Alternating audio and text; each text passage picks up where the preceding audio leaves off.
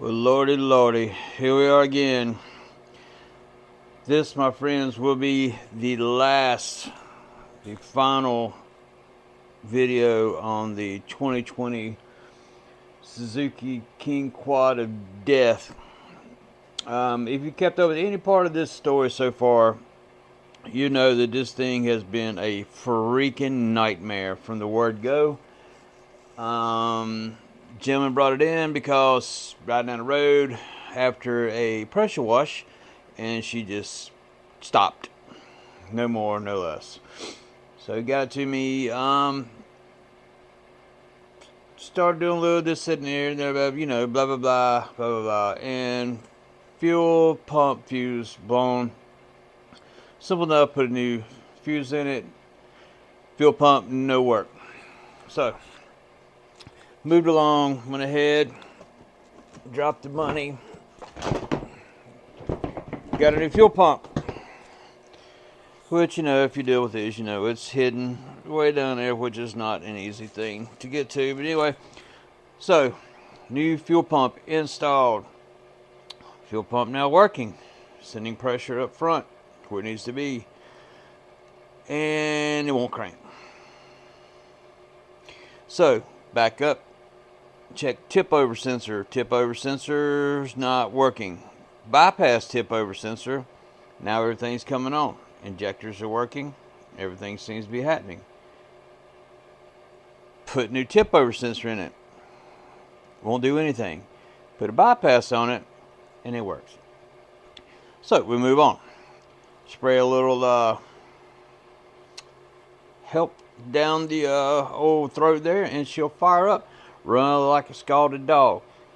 Perfect. Idles everything. No problem. Cut it off. And won't crank back up, even though fuel is spraying down off of the injectors.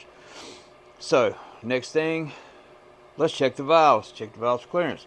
Well, Suzuki decided, hey, let's piss off any mechanic who ever wants to do anything and hides the valves. I can't even get a camera down there. If you watch any other videos, you know where it's at.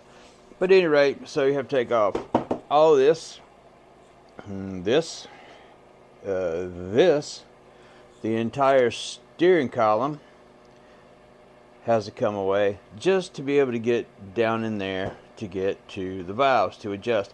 And I also asked another video, if anybody knows a quicker and easier way, I'm all for it. Because anyway, I can save myself a lot of time and headaches. I'm down. So, valve adjustments, of course, it's, you know, doesn't have the easy just break the cap, bolt, tighten, adjust, and move on. No, got the bucket shim. So anybody that deals with that knows just how much of a pain in the butt that is. So pretty much everything was good except for, I can't remember if it was intake. One of them was out. So got that adjusted. Valves, pretty much dead nuts, ready to go. Put it all back together. Go to crank it. Won't crank. Spray a little happy juice down in the intake. Boom. Fires off. Everything is doing good. Cut it off. Won't crank back up. So then I hear of another mythical legend on the interweb and watched the video and got an update from a buddy of mine who's also and this kind of stuff about changing the jet and go up to a 12-hole jet. So let's do that. So change the jet out from the factory. I say jet, I'm sorry, injector. Change the factory injector out. Put a 12-point injector. I believe it was for a Kawasaki Ninja something. It even caused it. But anyway, it was actually doing better, but then it went back to doing what it does. And then I realized that also that injector is just a hair bigger, and so it really didn't tighten down the way it needed to tighten down. But it really wasn't working that well. And after a little more research, realized that they were saying from a 19 back, I believe. Anyway, before they changed to that dual plug system. So I'm just going to keep walking around to make this story as short as possible. so remove the injector, put the factory injector back in it. Next up, let's go with the TPS sensor on this here throttle body. There is your TPS sensor. Suzuki doesn't sell just a TPS sensor. It is connected to said throttle body. So in order to get a new one of these, you have to buy a new one of these. A new one of these is $300. So found one off of a wreck bike online where he had separated, because I think this was cracked or something, and sold me just a TPS. So brought the TPS back in, put it on, got it back up to spec.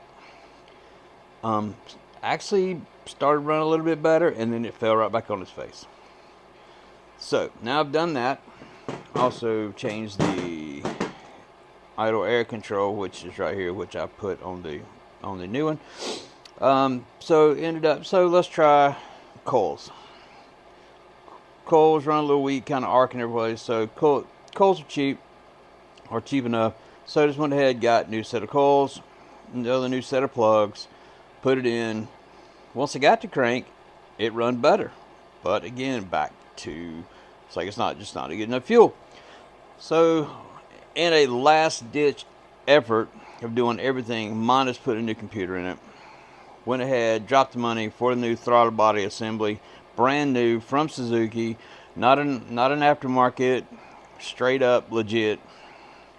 Put it down in there, plugged it all back in, put everything back the way I got it, including all the air, everything. Still not working right. So I believe it's this one is a hook to the airbox piece. So thinking maybe it's getting more air than fuel. Started messing with blocking off half of it down to a quarter of it. Just kind of messing around. And it was kind of a hit and miss, but it never was a good thing. So in my mind, the snorkels have probably got something to do with it, just changing the air ratio. The only thing left in the system is the ECM. So yeah, so either that, maybe if you took all this snorkel crap off, went back to a factory airbox, and got it back to a factory state, it may be good, but I don't know. But I have lost so much time and so much money and put so many things on back burner to get to this thing to try to make it happen. And so I have officially thrown in the towel. I am done. It is going away. God, I hope he can find somebody to get it fixed. Hopefully it's just something just minute that the next person will look at it with a fresh set of eyes and say, you dumbass, here it is right here, bam, plug it up, and away we go. Which I'm fine with that. If you are that person that figures it out and you happen to see this video, please comment down below and tell me what you did. I've been called dumbass before, so it won't be the first time, but it will show me the answer if the problem pops up again. But I don't think it's going to pop up because I don't see myself doing any more of these because of that. But anyway, so that's it. God rest his soul. Sorry, I know the owner is going to watch the video. Sorry for all we've been through, all the money, all the time, all the effort. God, I hope you can get it figured out, or make sure Suzuki doesn't see this video and trade it in. Let them worry about it. But anyway, fellows and fellowettes, I appreciate y'all watching. I know it's kind of a 10-minute video, must be just blabbing. But hopefully this will help somebody out if you got this problem. All the stuff that I went through, all the things I did. Oh, and I checked all the grounds too. That was like the first thing to see if it was a ground issue. So a lot of people are going to be like, oh, you didn't check the grounds. Did. Checked them all, took them apart. Took every contact in here apart. Cleaned it, tested it, ohmed it out. electric grease, put it back together.